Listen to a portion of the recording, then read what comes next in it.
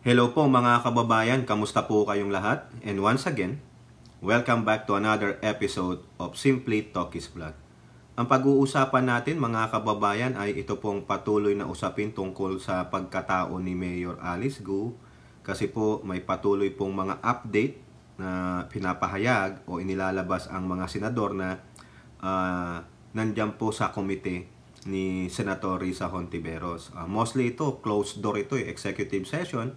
At meron din pong parang press conference po. Parang kapihan sa Senado si Senator Win Gatchalian. No? May mga latest update po. So dito, no, shout out na po sa lahat. No? Tapos na po tayo mag-shout out doon sa ating video premiere. So dito po, unahin natin itong sinasabi ni Mayor Alice Go. Talagang nilalabanan niya po. Talagang gusto niyang ipatunayan sa ating mga mambabatas at gano'n rin po sa mga ahensya na nag-iimbestiga sa kanya in connection with the Banban Pogo, siya po ay Pilipino at wala siyang kinalaman dyan. Diyan nga po sa ulat ng Manila Bulletin, ang sabi dyan, Mayor Go asserts she's Filipino, tells Gatchalian, he who alleged must prove. Parang ito po yung maiksing sinabi ni Senator Senate President Chis Escudero. Kung parang kung sino yung nag-aakusa, siya ang magpatunay, maglabas ng ebidensya. Patunayan ninyo, parang ganito yung sinasabi niya. Hinahamon niya po si Senator Gatchalian na maglabas ka ng ebidensya at patunayan mo yung sinasabi mo na ako nga ay hindi Pilipino. Ayan. Kasi bakit? Kasi nga po, naglabas nga po si Senator Gatchalian, no? Punta tayo dito sa isang article ng Manila Bulletin. Gatchalian says doc, yung documents, proving Alice Go's identity can be used against her before OSG, yung Office of Solicitor General. Kasi may suspension po kay Mayor Alice Go ng 6 months no? So ito yun, hinahamon si Senator Gatchalian ni Mayor Alice Go na i-prove mo. Eto. Sabi dito, yung ipinakita po na dokumento, yung parang passport na pagpasok ng pamilya dito ni Mayor Alice Go sa Pilipinas nung siya ay 13 years old. Gumamit po sila ng Special Investor Residence Visa. Kumbaga, investor po ang pamilya ni Alice Go. Yung pangalan nga po ay Go Yupeng, di ba? Parang synonym ni Mami Peng. Mami Peng. Baka checkwa ka din Mami Peng. Di ba? The documents show that Alice Go might be Go Yuping, who entered the Philippines on January 12, 2003.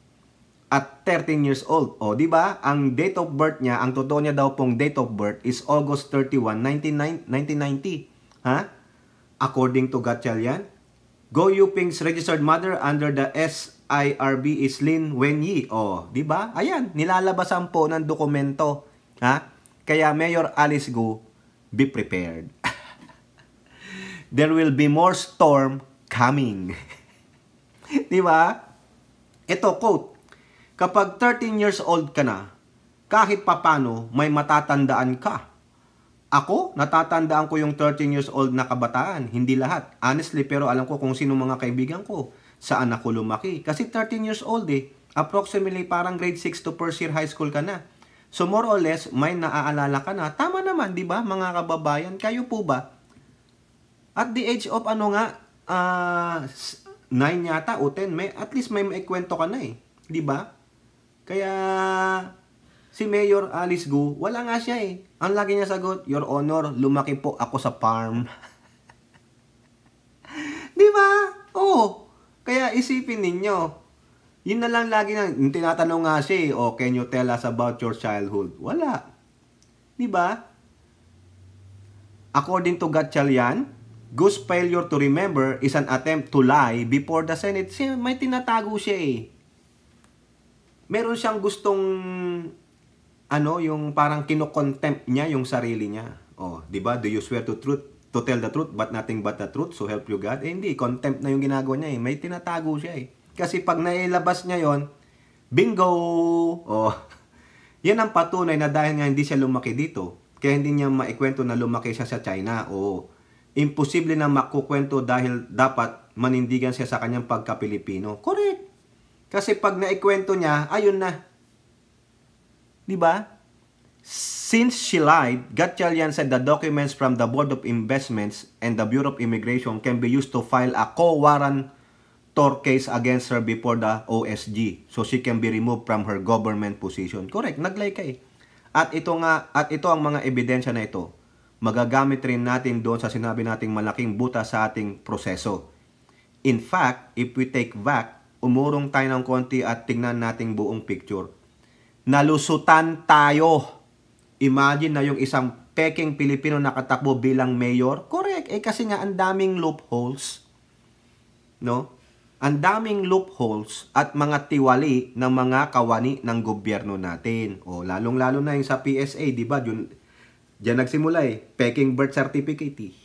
Pag meron kang birth certificate ng Pilipino, o ano, makakuha ka ng passport. Di ba? At kung ano pang mga dokumentong panggobyerno. O.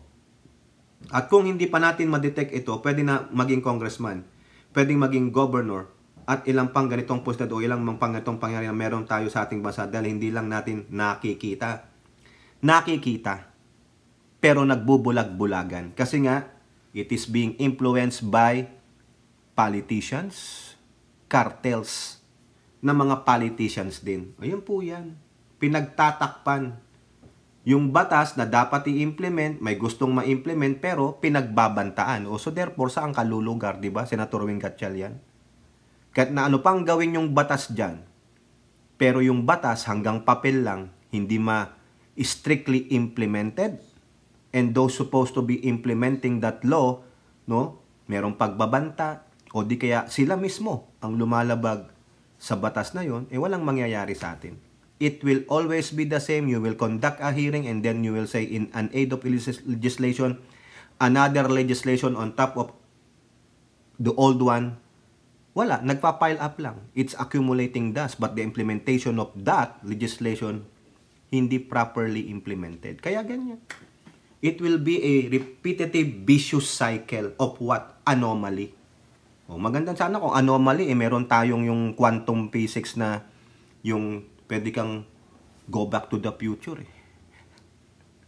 O kaya pumunta ka na lang ng another world na hindi tulad sa ating bansa na punong-puno ng korupsyon, punong-puno ng katiwalian, punong-puno ng krimen. Walang pagkakaisa. Di ba? Bakit ko nasabi walang pagkakaisa? Yung dapat nakasama mo ng iwang eh. Di ba? Parang bye-bye. O. Okay? Now, punta naman tayo kay Loren Legarda. Ano ang sabi po ni Loren Legarda? Legarda, 100% convinced Alice Go not who she says she is. Wala na, 100%. Wala nang puwang na hindi pa maniwala si Legarda na si Alice Go ay hindi Pilipina. Si Alice Go ay hindi ipinanganak sa Banban, Tarlac. Si Alice Go ay isang totoong Chekwa. Ayan ang kay Legarda eh. Ha? She is not a simple person who grew up in a farm. Oh, hindi rin siya yung sinasabi niyang lumaki po ako sa farm. Oh, di ba? But then, how many more Alice Goes are there? Whether in political office or in the Philippines connected with criminal syndicates. Hindi lang yan. Connected with the powerful, crook, scrupulous politicians. Di ba? Kaya dapat ito, anuhin ninyo? Talagang tibagin nyo ito. Huwag kayong matakot sa mga kapwa nyo politiko na mga protector nitong mga to. Kasi kung hindi nyo kayang tibagin yung mga politikong protector nito, wala. Hanggang salita lang kayo. O, ano pa sabi ni Gatchalian? Balik tayo kay Gatchalian. Inquirer. More evidence coming to prove Alice Go's real identity, says Gatchalian. O, madami pa. Dadami yan. Mag-antay lang tayo. There is more I can say right now because we're still in the process of validation, but we still have evidence that can directly confirm that she is not Filipino because her mother is Wen Yilin. Correct? Talagang naninindigan po si Gatchalian na hindi po siya Pilipino. The evidence na eh. Nakalat na eh. Di ba? Oh, eto pa. Ito matindi. Sabi ng PAOK, Philippine Anti-Organized Crime Commission. Philstar. Alice Gu is part of criminal ring. Ay, nako. Ito masakit. Ha? Nabansagan na po siyang parte siya ng criminal ring. Mayor Alice is part of the same criminal organization o criminal operation organization that operated both in Banban and Porac. Oh, magkatabi lang naman yan, magkalapit lang yan eh. 'Di ba? So, yun ang sabi po ng PAOK, no? Patay tayo nito. Meanwhile, si Governor Dennis Pineda, Dennis Padilla, mali pala yun, sorry Governor po ng Pampanga, si Dennis Pineda, has issued 2 memoranda to mayors and the PMP in the province regarding measures against illegal pogo firms. So tama, kasi yung mga mayor dyan, lalo na yung sa Porac, naku, kinastigo nga po ni yung Vice Governor Pineda. Pineda rin eh. Pineda, lahat Oh, ito pa, sabi ni Gatchalian ulit. Talagang si Gatchalian, walang tigil. No? Siya na naging active kaysa kay Risa eh. Ano sabi? Inquirer. Gu, possibly a flight risk, says Gatchalian. Bakit sinabing flight risk? Kasi po, active pa rin yung passport niya. Hindi pa rin po siya nakalagay sa hold departure order, yung HDO. Wala. Oh, according to Gatchalian, assuming that Gu's Chinese passport is still valid, dalawa passport, the suspended mayor may opt to fly to China should the situation call for it. O, diba? Tama yung nasa isip ko. Tama kami. Pareho kami nang nasa isip ni Senator Gatchalian eh. Posible maging flight risk siya. Correct. If she has a Chinese passport, she can easily return to China to cool down the situation first. There is nothing we can do because she is a Chinese citizen. So that can happen. That is possible if she is really under pressure. Correct. Tatakbo na lang yan. Parang Tebes lang yan. Pero si Tebes, Pilipino. Si Mayor Alice Gu, Chinese. Ito po. Last article natin. Ito. Si Ligarda may sentimiento sa isang partido. GMA News Online. Ligarda echoes call to expel Gu from MPC. Bakit natanggap? Nga naman. Bakit nyo nga naman tinanggap? Una, kasi taga-NPC siya eh. Kasama niya pala si Gu. National People's Coalition. Ito po yung kay Senator Tito Soto. Siya po ang chairman dyan. So, ito po ang sabi ni Senator Loren Ligarda. Member din pala siya nung NPC, National People's Coalition. I think she should be expelled. I'm not in the leadership, but I think she should be expelled. Una, bakit natanggap? I have no idea. Second, they will say, wala namang penalty pa eh. But mag-aantay ka ba ng penalty? I don't think so. They have to look at the basis for expulsion at the very least. Suspension that took part while investigations are going on. Correct naman. Diba? Ano ba kasi ang sabi ni Tito Soto? Siya po kasi ang chairperson dyan. Earlier this month, MPC Chairperson Vicente Soto III said the MPC Tarlac Provincial Council will meet to discuss the possibility of expelling Gu from the party. The party's National Council will then decide based on the recommendation of NPC Tarlac. Correct. Ayan, may gagawin naman pala. Sabi pa ni Ligarda. But then, how many more Alice Gus are there? Whether in political office or in the Philippines? Marami po yan. Senadora, marami yan. Ang gawin nyo lang, you have the political will to find out kung sino sila. At kung na-find out ninyo at may ginagawang mali, protector sila ng mga illegal, you must hit them hard. Di po ba? Kayo po, yan lang po no, yung update natin sa patuloy na mystery ni Mayor Alice Gu. Matindi po si Senator Gatchalian. Sige, patunayan mo kasi hinahamon ka ni Alice Gu eh. No, hinahamon siya.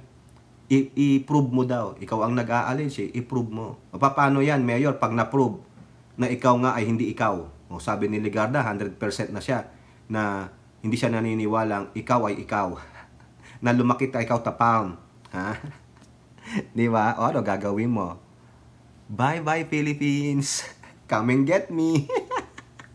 O kayo po, ano pong inyong masasabi? Comment down below. And don't forget to like and share. Hope to see you on the next videos. Bye-bye. God bless.